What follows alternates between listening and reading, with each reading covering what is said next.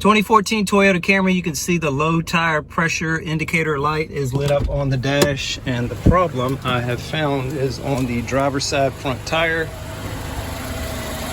right there. Looks like a very slow leak, but we are going to try to dig out whatever's in there and put a plug in it. I'm going to back the car up so that the repair will be right about here. Higher up, I'll have more leverage.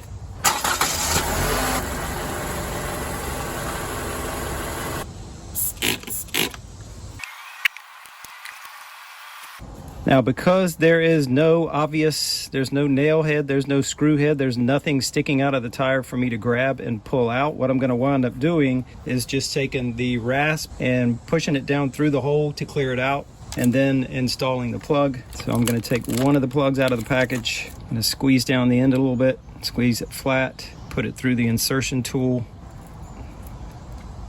and pull it halfway, right about there. Don't like that piece sticking out, so that's gone. Now this is ready. Right there's where the hole is. I'm just going to try to force it through, and that's why I backed up the car a little bit, to give me a better angle to be able to get more leverage. And that's all the way through.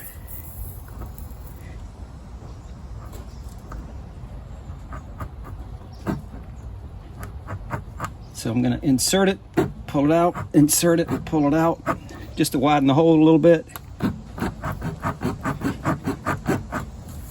So now I've got the plug ready to go. I'm going to pull the rasp out and immediately insert the plug and push that in until there's about 1/4 of an inch or so of the plug sticking out of the hole. So we're going to hear the air leaking out quickly.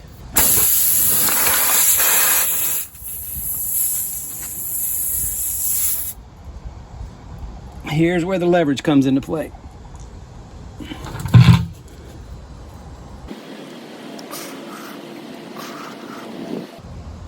All right, right about there. And now I'm going to pull the insertion tool out very quickly. Cut off the excess with a razor blade. I don't know that this is actually necessary.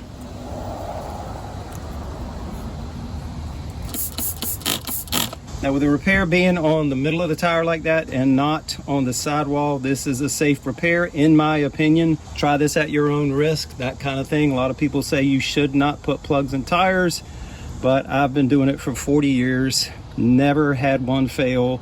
But again, you do this at your own risk. It was down to about 25 PSI, so let me pump it up to the 32 that it's supposed to be at, and then we'll check for leaks again.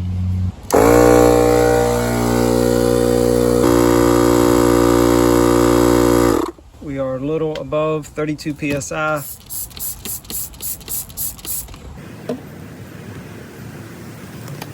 And no leaks, no air bubbles around the plug. So I'm calling this a successful repair. And last thing I mentioned, that I've been plugging tires for many years, and it would be actually 46 years. That's how long I've been driving. And those are just some of the things that I've found sticking in tires. That's just over the last few years. And what happened with the tire that we just fixed, I think that was just a puncture. Something was run over that punctured a hole in the tire and then just left a hole. You can plug a tire with a kit like this. I wanted to point that out. Yes, it's a cheap kit, but it doesn't have pliers, so it doesn't have any way to pull out whatever it is that's sticking in your tires. So you need a pair of pliers if you buy a cheap kit like this. I'll put a link down below to a kit that has everything you need. It's about $22. Sometimes, not very often, but sometimes there's enough of a head left on the screw that you can back it out. Like this one you can back out, that one no.